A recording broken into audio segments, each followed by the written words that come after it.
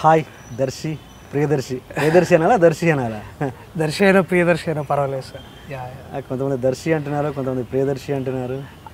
అంటే ఎక్కువగా సాధారణంగా ఫ్రెండ్స్ అందరూ లేకపోతే ఎవరైనా సరే దర్శి అనే పిలుస్తారు నన్ను. Okay okay. ఎవరైనా ఇట్లా కొత్తగా ఈ మధ్యక ఎక్కువగా ప్రియదర్శి అని అది కూడా ఫిలిం నేమ్ ఏంటి ఇంతకీ? ఫిలిం ప్రియదర్శి అండి. Okay okay right. Priyadarshi. And Chandanagar ఎలా ఉంది ఇప్పుడు? అంటే పెళ్లి చూపుల ముందు పెళ్లి చూపుల తర్వాత బాగానే ఉంది. అంటే ఇప్పుడు ఎక్కడైనా సూపర్ మార్కెట్కి వెళ్ళా లేకపోతే ఎవరైనా పాలు తీసుకురావడానికి అటు ఇటు వెళ్తూ ఉంటాం పొద్దునట్టు, అప్పుడు కొంతమంది ఇలాగే చూస్తున్నారు. లేకపోతే కొంతమంది మాత్రం గుర్తుపట్టి ముందుకొచ్చి మీరు ఆ సినిమాలో చేశారు మీరే కదా అని అడుగుతున్నారు. బాగా అనిపిస్తుంది అప్పుడు, అంటే గుర్తుపడుతున్నారు. అంటే అది కొంచెం ఇబ్బందిగా కూడా ఉంది.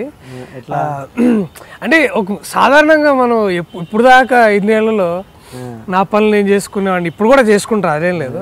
కానీ గుర్తుపట్టగానే ఆ కాన్షియస్ వాతావరణం వస్తుంది సార్.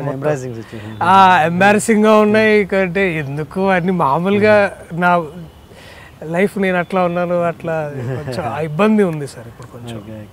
ఇక్కడ చందానగర్ ఆర్ బిహెచ్ఎల్? బిహెచ్ఎల్ అనేది ఒక హోల్ న్యూ ప్లేస్ సార్, దానికి ఆనుకొని ఉంటుంది చందానగర్. లింగంపల్లి బిహెచ్ఎల్, లింగంపల్లి, చందానగర్ ఇవన్నీ ఇట్లా కంజాయిన్ మొత్తం అక్కడక్కడే ఉంటాయి అన్నమాట. డాడ్ ఏంటి? డాడ్ ఏం చేస్తారు? నాన్నగారు ప్రొఫెసర్ అండి, ద్రవిడియన్ యూనివర్సిటీ కుప్పంలో పనిచేస్తారు. అమ్మ హోమ్ మేకర్, చెల్లెలు షీజ్ ఇన్ నేవీ అన్నమాట. అండ్ మమ్మీ వచ్చి ఆంధ్ర, నాన్న వచ్చి అమ్మ వాళ్ళది పిడుగురాళ్ళ, గుంటూరు అనమాట. గుంటూరు జిల్లా పిడుగురాళ్ళ, నాన్నది ఖమ్మం జిల్లా మర్లపాడు అనమాట. ఇద్దరిదేంటి లవ్ మ్యారేజ్? లేదండి, మామూలు పెద్దలు కుదిరిచిన పెళ్ళి. అది అరేంజ్డ్ మ్యారేజ్. అంటే మా అత్తయ్య పెళ్ళికి పిడుగురాళ్ళ వచ్చారంట మా నాన్నగారు. సో అప్పుడు ఇక్కడ ఒక అమ్మాయి ఉందంటే ఎప్పుడే పెళ్లి సంబంధాలు, మా నాన్నేమో నేను పిహెచ్డి చేయాలి, నా అవన్నీ ఉన్నాయని మా నాన్న కొంచెం వెనకాడారంట. బట్ వాళ్ళ మామయ్య గారు, అంటే మా నాన్నగారు మామయ్య గారు గురుబ్రహ్మచారి గారు, ఆయన లేదురా ఇది సరైన సమయం ఇదే, ఇంకెక్కువ డిలే చేయకు పెళ్ళి అని చూడడం, మాటలు అన్నీ అయిపోయాయి. ఓకే.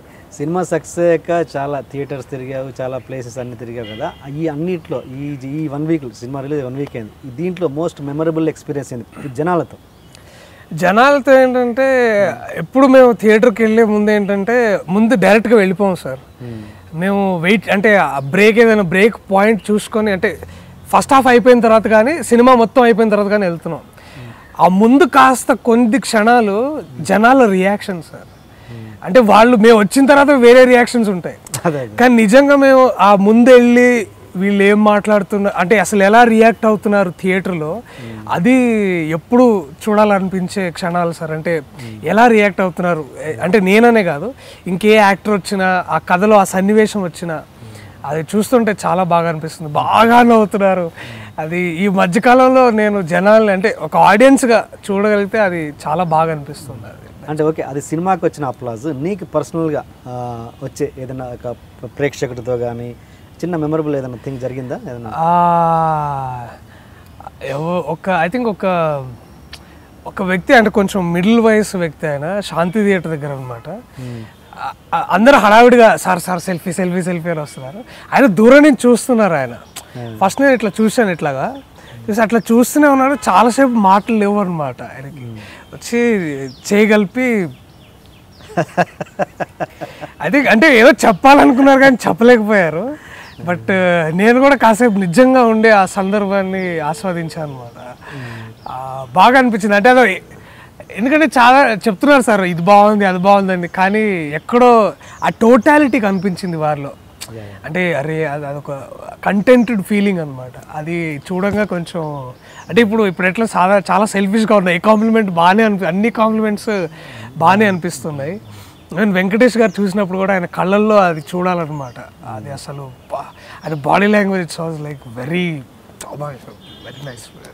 ఇది చాలా బాగా అనిపించింది వాళ్ళు. అంటే ఉన్నారు అడిశేష్ గారు కూడా కళ్ళలో లైట్గా టీర్, తమ్మారెడ్డి భరద్వాజ్ గారు కూడా చూసినప్పుడు లైట్గా ఆ కళ్ళలో తోటి బయటకు వచ్చారు ఆ స్క్రీన్, అంటే ప్రివ్యూ థియేటర్లోంచి. ఏం మాట్లాడలేదు, తిన్నగా వెళ్ళిపోయారు. తమ్మారెడ్డి భరద్వాజ్ గారు బయటకు వెళ్ళిపోయారు ఆ ప్రివ్యూ థియేటర్లోంచి. బయట కూర్చొని ఎవరితో మాట్లాడలేదు ఒక కాసేపు. ఇలాంటి సందర్భాలు చాలా బాగా అనిపించాయి. మహిళా ప్రేక్షకులు వాళ్ళు కూడా విజయవాడలో ఒక అది అయిపోయిన తర్వాత వచ్చారు కొంతమంది లేడీస్. ఇప్పుడు దాకా నేను ఎప్పుడు ఇంత నవ్వుకోలేదండి నేను అని చాలా ఫీల్ అయ్యి ఇంత నవ్వుకోగలుగుతాను నాకు కూడా తెలియదు అని అంటుంటే చాలా బాగా అనిపించింది. అండ్ ఇంత అందరూ బాగానే ఉంది అప్లాజ్. ఇప్పుడున్న టాప్ కమెడియన్స్లోంచి ఎవరి నుంచి అయినా మీకు ప్రశంస వచ్చిందా? ఏదన్నా ఫోన్ కాల్ కానీ? లేదండి, ఎవరు అంటే నేను నిన్న రమేష్ గారు, తాగుబోతు రమేష్ గారు తరుణ్కి ఫోన్ చేశారంట. ఫోన్ చేసి బాగా అసలు పగలగొట్టేసావు పోయాను, సినిమా ఇండస్ట్రీలో చాలా బాగా వింటున్నాను నేను అని అన్నారంట. అది తరుణ్కి చెప్పారంట. అది నాకైతే నిన్ను ప్రత్యేకంగా రవితేజ గారు ఫోన్ చేశారండి. అది మర్చిపోలేని విషయం. అది బాగా చేసామమ్మా, చాలా టైమింగ్ బాగుంది అంటే నేను చెప్పాను సార్ మీలాంటి వాళ్ళు నాలాంటి వాళ్ళు చాలా ఇన్స్పిరేషన్ అంటే పర్లేదు నేను అక్కడి నుంచి వచ్చాను కదా నాకు తెలుసు అది అని చాలా బాగా. That was very happiest moment. అలాగే రాణా గారు ఫోన్ చేశారు. అండ్ నిన్న సందీప్ కిషన్ వాళ్ళు వంశీపైడిపల్లి గారు ఫోన్ చేశారు. బాగుంది boss, your timing is very nice అని అన్నారు వారు కూడా. నేను కూడా తెలంగాణ వాడినే, నాకు తెలుసు వెన్ సంబడి అంటే ఎటకారంగా లేదు నీ యాక్సెంట్ కూడా, ఎంత అవసరం అంతే ఉంది అని చెప్పారు. అది బాగా అనిపించింది. బాగా. సో కమెడియన్స్ నుంచి మాత్రం కాల్ ఏం రాలేదు? లేదు సార్. అండ్ అంటే ఓకే, ఇది కాకుండా ఇంకా మంచి ద బెస్ట్ కాంప్లిమెంట్ ఏది ఇది మొత్తం టోటల్ హోల్? మా అమ్మ అండి. అంటే తను కూడా ఎక్కువ ఇప్పుడు అంటే మా నాన్న అయినా మా అమ్మ అయినా సరే వాళ్ళది ఏమన్నా నచ్చితే వాళ్ళ బాడీ లాంగ్వేజ్ వాళ్ళ కళ్ళు నాకు చెప్తాయండి. ఆ ప్రివ్యూ నుంచి బయటకు రాగానే మా అమ్మ కళ్ళెమ్మటి ఇట్లా నీళ్ళు తిరిగి ఇంత బ్రైటెస్ట్ ఫేస్ అనమాట. బాగా ఆ సందర్భం నేను ఎప్పుడు మర్చిపోను. అది వచ్చి ఏం లేదు వాటేసుకొని ఏం మాట్లాడలేదు అంతే. మా నాన్న కూడా భుజం మీద చేసాడు, ఇంకా అర్థమైపోయింది వాళ్ళకి. చాలా హ్యాపీయెస్ట్ మూమెంట్ అది నాకు. అంటే ఇంత రావడానికి, ఈ సక్సెస్ రావడానికి ఇంట్లో ఎంతో కొంత స్ట్రగుల్ అయ్యి ఉంటావుగా? చాలా ఉందండి. ఒక నటుడుగా నేను పడ్డ స్ట్రగుల్ వేరు. అంటే ఇక అందరూ పడతారు, దాని గురించి నేను సెలబ్రేట్ చేసుకోవాల్సిన విషయం ఏం లేదు. కష్టం పడ్డాను. అంటే ఇంట్లో ఆపోజ్ చేయడం చేశారండి. అంటే ఇప్పుడు మిడిల్ క్లాస్ ఫ్యామిలీ అండి. మా నాన్నగారు teacher, government employee, state government employee. వారు కొన్ని ఇంకో 1-2 yearsలో రిటైర్ అవుతారు. వారు కూడా ఆ భయాలు ఉన్నాయి, ఎట్టుపోతుంది, అరే నీకు తెలియదురా అది బ్యాక్గ్రౌండ్ ఉండాలి, లేకపోతే ఎవరన్నా అండదండలు ఉంటేనే నీకు ఇండస్ట్రీలో ఎదుగుతారా, లేకపోతే చాలా కష్టము, ఉండలేవు, ఎందుకు చెప్పు అవన్నీ. కావాలంటే క్రియేటివ్గా వేరే ఏదన్నా టెలివిజన్లో అటు ఇటు చేసుకో. అప్పటికి నాకు పోస్ట్ MA డిగ్రీ ఉంది, ముందుకెళ్ళి PhD చేసుకో, ఈ రంగంలో ఉండు కాదనట్లేదు. కానీ నువ్వు ఎంచుకున్నది చాలా గాల్లో దీపం పెట్టినలా ఉంటుందిరా, ఎప్పుడు ఎక్కడ ఇండస్ట్రీలో ఎప్పుడు ఎవరు ఎక్కడ ఎట్లా ఉంటారు ఈ విషయాలు చెప్పారు. అంటే భయం అండి వారికి, అది పేరెంట్స్కి ఉండాల్సిన భయం.